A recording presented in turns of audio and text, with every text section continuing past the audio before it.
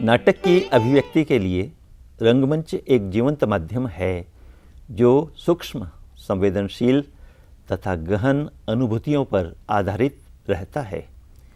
यह अनुभूति नाटक के धरातल पर एक विशेष प्रकार की तीव्रतम काव्यात्मकता है, जिसमें संवेदनाओं, भावों और विचारों के अधिक प्रत्यक्ष तथा दृश्य रूपों का संयोजन होता है। नाटककार की समग्र दृष्टि और रंगकर्मियों की सृजन प्रक्रिया से अनुप्राणित होकर जीवन का ऐसा बिंब प्रस्तुत करता है जो अपने सत्याभास से मंच पर रहस्य रंजित ऐन्द्रजालिक प्रभाव पैदा करने में समर्थ होता है। रंगमंच मानव जीवन की आदिम प्रवृत्ति है जो उसकी सृजन प्रवृत्ति की क्रीड़ा के रूप में परिलक्षित होता है। रंगमंच प्रकृति का एक ऐसा चमत्कारी दर्पण है जो अपने में मानव के युग युग के भावों और संस्कारों की छवि को समाहित कर लेता है। रंगमंच अंग्रेजी के थिएटर शब्द का पर्याय है, जिसका सामान्य अर्थ टकटकी लगाकर देखना और सोचना होता है। प्रकारांतर से यह शब्द उसके स्थूल और सूक्ष्म दोनों अर्थों को अभिव्यंजित करता है। स्थूल रूप में रंगमंच का अभिप्राय नाट्य मंडप, दृश्यबंध, यवनिका, प्रकाश योजना, अभिनेता, टिकट घर, सज्जागृह, प्रेक्षागृह आदि से अभियोजित रहता है, जबकि सूक्ष्म रूप में नाट्यकृति और उससे संबद्ध रंगकर्म, उसकी रूढ़ियों और प्रदर्शन में निहित शिल्प, भावबोध और सृजनात्मक धरातल आदि जुड़े होते हैं। रंगमंच प्रतीति की कला है, पर इस प्रतीति का लक्ष्य प्रवंचना नहीं है। कलात्मक आधार पर अनुभूति की वस्तुगत अभिव्यक्ति तथा सृष्टि के मूल में रंगमंच एक सर्जना है, जिसमें रूपाकार ग्रहण करने की कला और क्रियात्मक अनुभूति अंतर्निहित रहती है। आचार्य भरत मुनि ने इसे भावों का अनुकीर्तन मानते हुए इसे यथार्थ और आभास का साक्षात अनुभव तथा अनेक कलाओं और विद्याओं से युक्त सर्जना माना है। रिचर्ड साउदर्न ने रंगमंच एक प्याज के फल की तरह माना है, जिसके एक एक छिलके को निकालने पर रंगमंच कला के रूप में कभी दृश्य सज्जा हाथ लगती है तो कभी संवाद और कभी अभिनय। सच तो यह है कि रंगमंच कला प्याज का छिलका न होकर एक संपूर्ण प्याज है, जिसका अस्तित्व मात्र छिलके में निहित न होकर उन सभी छिलकों के एकत्व में है। रंगमंच एक अनुभूति, एक समन्वित कला और संप्रेषण का एक साकार माध्यम है। यही कारण है कि रंगमंच की कला मात्र क्रिया की ही नहीं, प्रतिक्रिया की भी कला है। रंगमंच प्रेक्षागृह परिवेश की स्थूलता के साथ साथ नाटककार, अभिनेता और परिचालक के सम्मिलित अनुभव और उससे जुड़े हुए समग्र सृजन का अनुवर्तन भी है।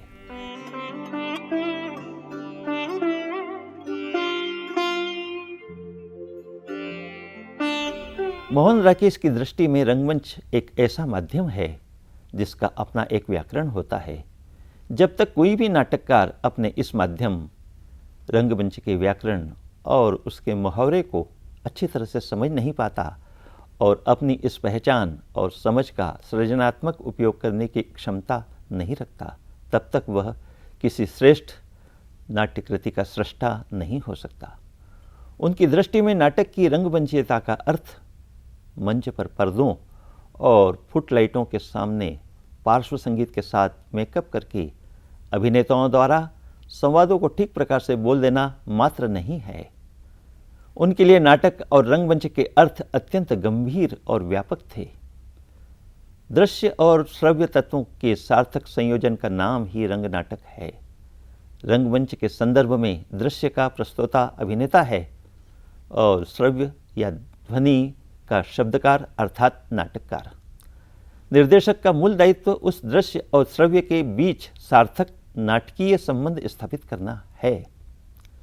17 वर्ष की आयु में ही मोहन राकेश ने समझ का फेर नामक एकांकी लिख लिया था। उसके पश्चात भारत विभाजन के दिनों में कर्फ्यू नामक रंग नाटक की सर्जना की थी। सन 1944 में स्नातकोत्तर स्तर के अध्ययन के समय आपने संस्कृत के नाटक वेणी संहार की प्रस्तुति में नारी पात्र पद्मावती का अभिनय किया था और साल भर के पश्चात इस नाटक का निर्देशन भी किया था। यही कारण था कि वे अपने जीवन के नाट्य रंगकर्म के आरंभिक प्रयोगों से लेकर अनामिका और देशांतर जैसी संस्थाओं के प्रतिष्ठित रंगकर्मियों के बीच अनुभव प्राप्त करते हुए शिमला के थिएटर वर्कशॉप में पार्श्व नाटक छतरियाँ लेकर पहुँचे थे। इस बीच आप आषाढ़ का एक दिन, लहरों के राजहंस और आधे अधूरे की रचना के साथ हम तथा शायद नामक बीज नाटक की रचना भी कर चुके थे। इसके साथ ही आपने अनेक ध्वनि नाटक और रंगमंची एकांकियों की रचना भी कर दी थी।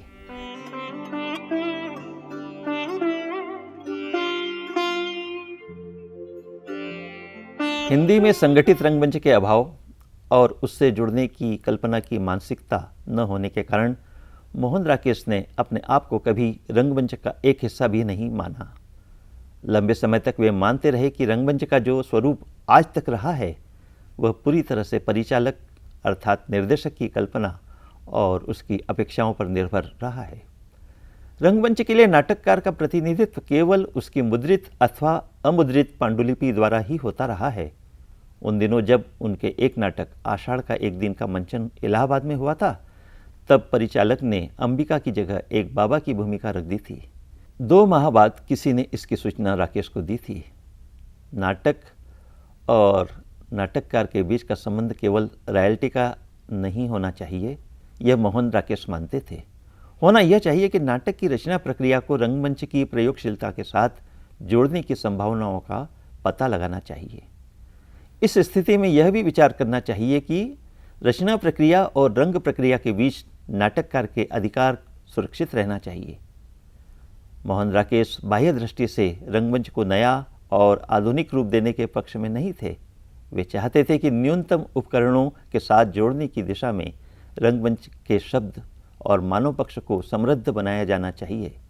यह वह बिंदु है जहां शब्दकार का स्थान पूर्वाग्रह से कहीं अधिक महत्वपूर्ण हो जाता है। शब्दकार अर्थात रचनाकार, परिचालक अर्थात निर्देशक और अभिनेता के सहयोगी प्रयास से ही नाटक के स्वरूप का अन्वेषण और परिसंस्कार किया जा सकता है। इस दिशा में मोहन राकेश सिद्धांत से व्यवहार के धरातल पर भी उतरे हैं। लहरों के राजहंस की शब्द प्रक्रिया के बीच तीसरे अंक की पुनर्रचना के दिनों में वे कलकत्ता में अनामिका के परिचालक श्यामानंद जालान के साथ इस तरह का अनुभव ले चुके थे। मोहन राकेश रंगमंच को दृश्य की अपेक्षा श्रव्य का माध्यम अधिक मानते थे, क्योंकि नाटक में शब्द ही दृश्य को जन्म देता है और दृश्य शब्द की सहचारिता में ही अर्थ ग्रहण करता है। यह धारणा भारतीय नाट्य दृष्टि के अनुकूल इसलिए है कि यहाँ के नाटक केवल दृश्य ही नहीं अपितु शब्द पर निर्भर रहने वाला श्रव्य अर्थात कभी काव्य भी रहा है। दैनिक जीवन के राग रंग को प्रस्तुत करने तथा भारतीय परिवेश में जी रहे व्यक्तियों के संवेगों और उनके स्पंदनों को अभिव्यक्त करने की दिशा में उनके रंगमंच की परिकल्पना पाश्चात्य रंगमंच से भिन्न थी। वे सोचते थे कि पाश्चात्य का रंगमंच परिचालक का मंच है, जबकि भारतीय रंगमंच शब्द से जुड़ा होने के कारण नाटककार का मंच होता है। यह देखने में आया है कि रंगमंच के संबंध में जिन अवधारणाओं को मोहन राकेश ने स्पष्ट किया है वह आषाढ़ का एक दिन और लहरों के राजहंस की रचना करने के बाद की अवधारणाएं हैं। आधे अधूरे, शायद, हम और छतरियाँ में उनका नया सोच क्रियात्मक धरातल पर आकार ग्रहण कर रहा था। संभावना इस बात की भी बहुत अधिक थी कि पैर तले की जमीन अथवा उसके बाद की कृतियों में उनके सोच का नया रंग देखने को मिलता, किंतु उनकी आकस्मिक मृत्यु से यह संभव न हो सका।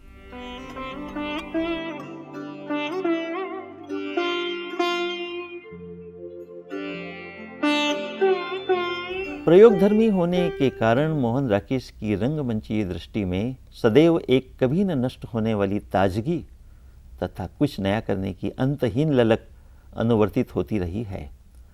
रंगमंच के बुनियादी तत्वों तक पहुंचने की यात्रा में उन्होंने रंगमंच के माध्यम का संपूर्ण उपयोग किया। आषाढ़ का एक दिन तथा लहरों के राजहंस उनकी इस अथक यात्रा का पहला चरण है। आधे अधूरे दूसरा तथा शायद हम और छतरियां तीसरा।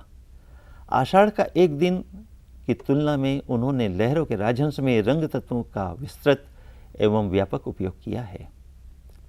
मोहन राकेश की अपनी एक विशिष्ट रंग दृष्टि थी, जिसके अंतर्गत उन्होंने स्थूल और सूक्ष्म धरातल पर अपने नाटकों में रंगमंचीय क्षमता और रंग तत्व के बीच नई और प्रभावी संभावनाओं के बीच सामंजस्य स्थापित किया।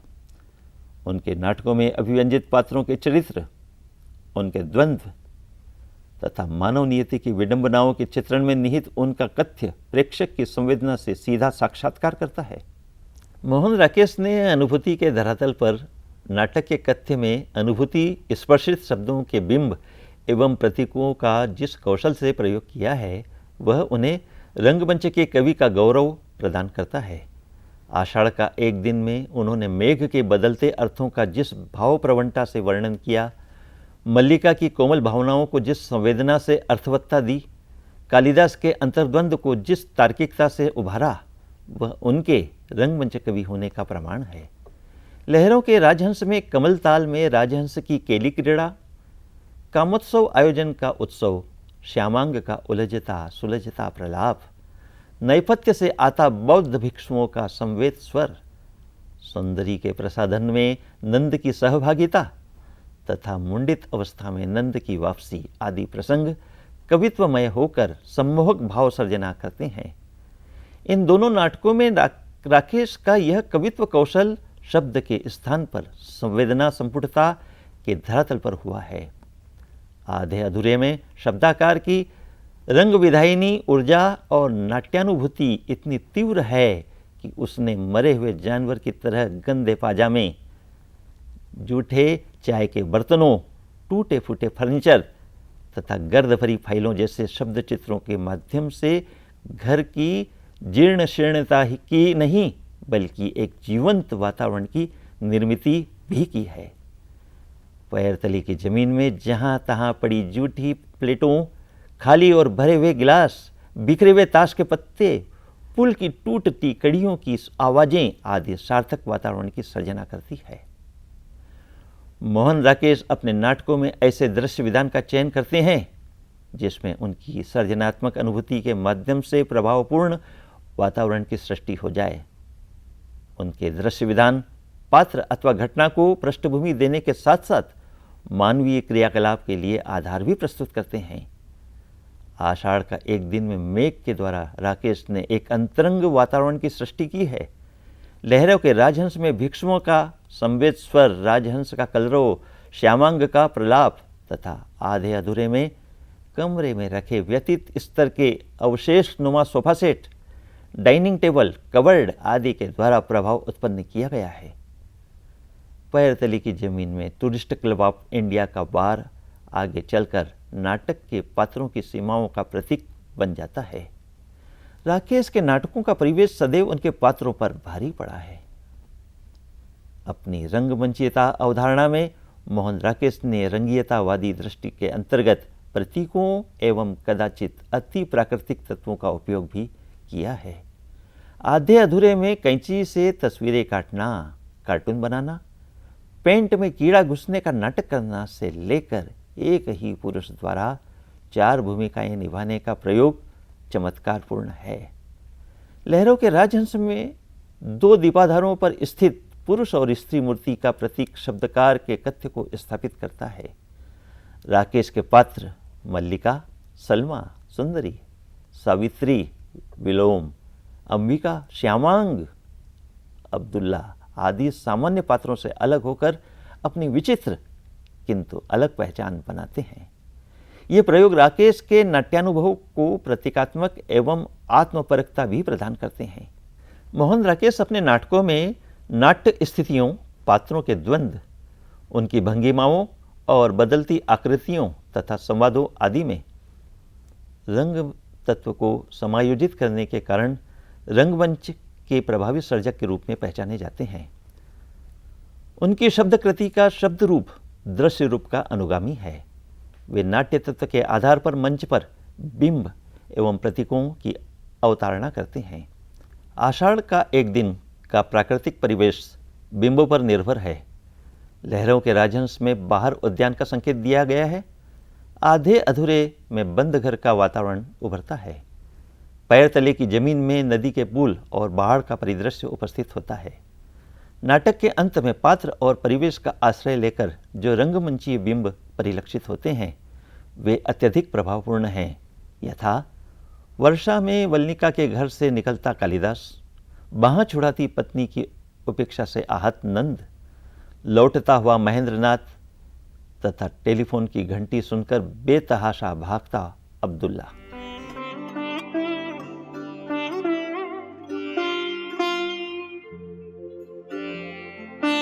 मोहन राकेश ने अपने नाटकों की संरचना में दृश्यबंद की संयोजना व्यावहारिक एवं यथार्थवादी दृष्टि से की है। उनके पहले 2 नाटक 3 अंकों में तथा शेष 2 नाटक 2 अंकों में नियोजित किए गए हैं। सभी नाटकों में मंच पर एक ही दृश्यबंध रखा गया है। आजकल के अधिकांश नाटककार जटिलता के कारण संकलन त्रय अर्थात अद्वितीय त्रय का उपयोग न्यूनतम करते हैं, किंतु मोहन राकेश इसके अपवाद हैं। वे अपने नाटकों में कई महत्वपूर्ण नाटकीय दृश्यों को सूच्य बना देने के मूल्य पर समय, स्थान तथा क्रिया से सामंजस्य करने में संकोच नहीं करते। वे चाहते तो तकनीकी चमत्कार से दृश्यबंध को लचीला बनाकर लहरों के राजहंस में नंद की दीक्षा के दृश्य को, आधे अधूरे में जगमोहन तथा सावित्री के प्रणय याचना प्रसंग को तथा आषाढ़ का एक दिन में कालिदास के उज्जयिनी प्रसंग को आसानी से मंच पर प्रस्तुत कर सकते थे, किंतु उन्होंने इस अतिरिक्त मोह को छोड़कर अपने नाटकों को सरल एवं अधिक व्यावहारिक रूप प्रदान करना पसंद किया, क्योंकि वह प्रतीकात्मकता तथा सादगी को रंगमंच का मूलाधार मानते रहे हैं। आषाढ़ का एक दिन में मल्लिका का घर चिकनी मिट्टी से पोती गई लकड़ी की दीवारों के बीच में गेरू से बने स्वस्तिक के चिन्ह, ताक में रखे मिट्टी के बुझे हुए दीपक, प्रकोष्ठ के कोने में रखा हुआ चूल्हा जिसके आसपास रखे मिट्टी और कांसे के बर्तन, कुछ बड़े पात्र, कुशा, लकड़ी के आसन और इन सब के बीच झरोखे से कौंती दिखाई देती बिजली जीवंत वातावरण की सृष्टि करती है। लहरों के राजहंस में पुरुष मूर्ति और स्त्री मूर्ति वाले दीपाधार, झूला, मत्स्याकार आसन, मदिरा कोष्ठ, श्रृंगार कोष्ठ, गवाक्ष आदि राजसी आकर्षण का वातावरण उपस्थित करते हैं। आधे अधूरे में एक घरेलू वातावरण है जिसमें 3 दरवाजे 3 तरफ से झांक कर क्रमशः अहाते अंदर के कमरे तथा बाहर की दुनिया से जुड़ते हैं।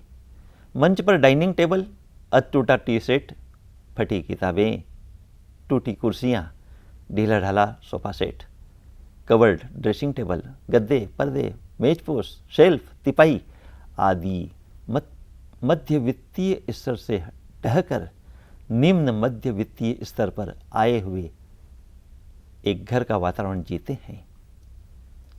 पैरतली की जमीन में क्लब की बार का वातावरण जीवंत है। ये दृश्यबंध नाटक की कथा के अनुरूप हैं और कथा के विकास के साथ साथ प्रेक्षक को अभिभूत कर लेते हैं। कथा परिवर्तन के साथ साथ अंक परिवर्तन होने पर दृश्यबंध के उपकरणों में आंशिक हेरफेर और उसकी अस्त व्यस्तता मात्र से हो चुकी उथल पुथल का आभास प्रेक्षक को हो जाता है। यथा आषाढ़ का एक दिन में हर अंक परिवर्तन के बाद मल्लिका के घर का जर्जर होना, लहरों के राजहंस में झूले के बिछावन का अस्त व्यस्त होना, 2-4 तकियों का इधर उधर पड़ा होना, बिखरी फूलमालाएं, औंधा पड़ा हुआ मदिरा पात्र, आधे अधूरे में कमरे का बिखराव, यहाँ वहाँ रखी चाय की खाली प्यालियाँ, उतरे हुए कपड़े तथा अस्त व्यस्त चीज़ें, पैरतले की ज़मीन में बिजलियों की जगह 4-6 बड़ी बड़ी मोमबत्तियाँ, अंगीठी में सुलगती लकड़ियाँ, तेज बारिश आदि। मोहन राकेश ने अपने नाटकों में विस्तृत रंग निर्देश दिए हैं। ये निर्देश मंच सज्जा और अभिनय संबंधी हैं। इन रंग निर्देशों में पात्रों के वस्त्र विन्यास तथा उनकी रूप कल्पना का कहीं उल्लेख नहीं है। यह सब कुछ उन्होंने परिचालक की कल्पना और सूझबूझ पर छोड़ दिया है। स्थान के साथ काल और कार्य की अनुमिति का निर्वाह करते हुए राकेश ने इन नाटकों को एकांकी के समान तीव्रता और एकाग्रता प्रदान कर दी है।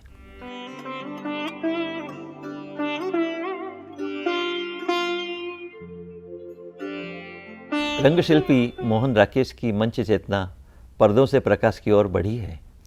उन्होंने आषाढ़ का एक दिन में अंक प्रारंभ होने तथा अंक परिवर्तन में पर्दे का प्रयोग किया है, किंतु लहरों के राजहंस में पहले अंक में पर्दा उठने के बाद उन्होंने अंक परिवर्तन के लिए पर्दे के स्थान पर प्रकाश का सहारा लिया है। इसी तरह आधे अधूरे और पैर तले की जमीन में राकेश ने पर्दों के स्थान पर प्रकाश और अंधेरे का प्रभावी उपयोग किया है। कहीं भी पर्दा उठने या गिरने का निर्देश नहीं है। उन्होंने अपने नाटकों में प्रकाश के विषय में जो संकेत दिए हैं वे प्रायः स्थूल हैं, किंतु ध्वनि निर्देश सूक्ष्म होकर वैविध्यपूर्ण हैं। उन्होंने अपने नाटकों में मंच और नेपथ्य की ध्वनियों का सार्थक, प्रभावी और अनुकरणीय प्रयोग किया है। छतरियाँ तो उनका नेपथ्य ध्वनि का ही नाटक है, इसलिए उसमें विविध ध्वनि प्रयोग मिलते हैं जो अनुकरणीय हैं। नाटककार ने अपने सभी नाटकों की रचना करते समय मंचन की समय सीमा का भी ध्यान रखा है, ताकि उनके नाटक एक निश्चित और सहनीय समयावधि में अभिमंचित हो जाएं। इसलिए उनके प्रायः सभी बड़े नाटक 1 से 1.5 घंटे की अवधि के हैं। उनके सभी नाटक दृश्य एवं श्रव्य की विशेषताओं के समन्वित रूप हैं। दृश्यों की बहुलता न होने तथा एक ही दृश्यबंध में नियोजित होने के कारण मोहन राकेश के नाटक बंद प्रेक्षागृह के बक्सनुमा मंच के सर्वथा उपयुक्त हैं। बक्सनुमा मंच प्रतीकात्मक, संकेतात्मक, यथार्थवादी तथा शैलीबद्ध प्रकार के होते हैं। आषाढ़ का एक दिन और आधे अधूरे संकेतात्मक बक्सनुमा मंच के उपयुक्त हैं, जबकि लहरों के राजहंस प्रतीकात्मक एवं पैर तले की जमीन यथार्थवादी बॉक्स सेट पर अभिमंचित किया जा सकता है। प्रख्यात रंगकर्मी ओम शिवपुरी ने आषाढ़ का एक दिन को मुक्ताकाशी मंच पर सफलतापूर्वक प्रस्तुत किया था। आधे अधूरे भी मुक्ताकाशी मंच पर प्रस्तुत किया जा चुका है, किंतु लहरों के राजहंस मुक्ताकाशी मंच के उपयुक्त नहीं है। प्रसिद्ध रंगकर्मी फैजल अलकाजी ने आषाढ़ का एक दिन की प्रस्तुति वृत्त मंच एरेना पर की थी, जहां अभिनेता और दर्शक के बीच की दूरी बहुत कम थी। रंगकर्मी राजन नाथ राकेश के नाटकों के लिए प्रोसेनियम स्टेज अधिक उपयुक्त मानते हैं। वे मानते हैं कि राकेश के नाटकों में तत्व प्रधान है, इसलिए उसे स्पष्ट करने के लिए प्रेक्षक और रंगमंच के बीच निकट का संबंध अनिवार्य है।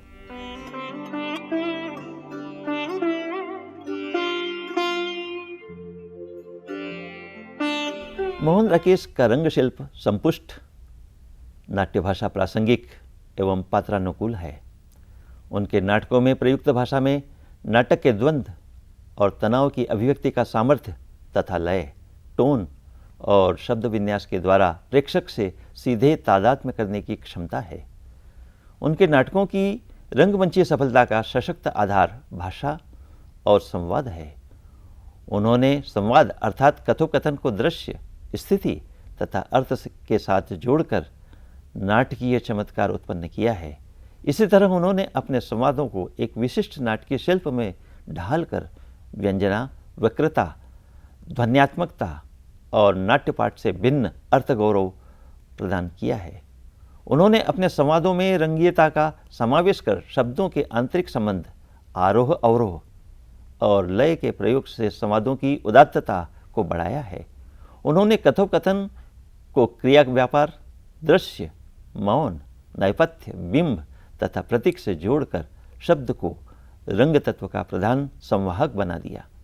उन्होंने जहाँ कहीं संवाद को क्रिया से और क्रिया को नाटकीय अर्थ से जोड़ा है, वहाँ शब्दों को पीछे छोड़कर भावना अस्तित्व का रूप ग्रहण कर लेती है। उन्होंने अपने नाटकीय संवादों में शब्दों के बीच के मुख अभिनय को नई अर्थवत्ता प्रदान की है। अति संक्षिप्त संवादों को क्रिया व्यापार या भाव मुद्रा का अनुषंगी बनाकर नाटकों में अनेक स्थानों पर अद्भुत रंग सृष्टि की है। उनके नाटकों में जहाँ अर्थ या भाव संप्रेषण में शब्द चूक जाते हैं अथवा निरर्थक हो जाते हैं अथवा जानबूझकर अनुपस्थित रहते हैं, वहाँ मौन भी एक नाटकीय क्षण होता है। शब्द संदर्भ में नेपथ्य की अर्थवत्ता राकेश की रंगमंचीयता का महत्वपूर्ण बिंदु है, जहाँ से उनके नेपथ्य प्रयोग प्रेक्षक की कल्पना को जागृत करते हुए रंगमंच के विस्तारक हो जाते हैं। मोहन राकेश के सभी नाटक वस्तु, दृश्य तथा संदर्भ नियोजन की दृष्टि से अभिनय हैं। इसका प्रधान कारण उनकी रचना प्रक्रिया और अभिव्यक्ति संप्रेषण की सचेतना और सतर्कता है। दृश्यों का समुचित नियोजन उनकी वैयक्तिक विशेषता है। आधे अधूरे में एक ही व्यक्ति द्वारा 4 व्यक्तियों की भूमिका का निर्वाह प्रेक्षक और अभिनेता को एक दूसरे के निकट लाने का जीवंत अभिकल्पन है। मोहन राकेश के नाटक आधुनिक प्रेक्षक को लक्ष्यबोधित होने से उनमें अंतर्निहित पात्रों की अकुलाहट, छटपटाहट और त्रासदी, गहरे अंतर्द्वंद की अर्थवत्ता, बदलते संबंधों की कसक और बिखराव, अधूरापन और अस्थिरता, अपनेपन की तलाश की औचित्य और पारस्परिक टकराहट को वे सभी प्रेक्षक महसूस कर सकते हैं जो इस शताब्दी के आधुनिक बोध की विसंगतियों, विडंबनाओं और प्रश्नों की विडंबनाओं को क्षण क्षण पर झेल रहे हैं। मोहन राकेश के सभी नाटक आज की जीवन पद्धति से जुड़े उन सभी व्यक्तियों के लिए लिखे गए हैं जो वर्तमान जीवन और साहित्य को रस, आनंद और समाधिस्थता के स्थान पर तनाव, द्वंद्व और बेचैनी से जुड़ा हुआ समझते हैं। मोहन राकेश के नाटक अपनी अभिनयात्मक रंगधर्मिता, स्पष्ट चरित्र अभिकल्पन, भाषा की जीवंत अर्थवत्ता और प्रेक्षक की समय सापेक्षता के कारण रंगमंच के सर्वथा उपयुक्त हैं।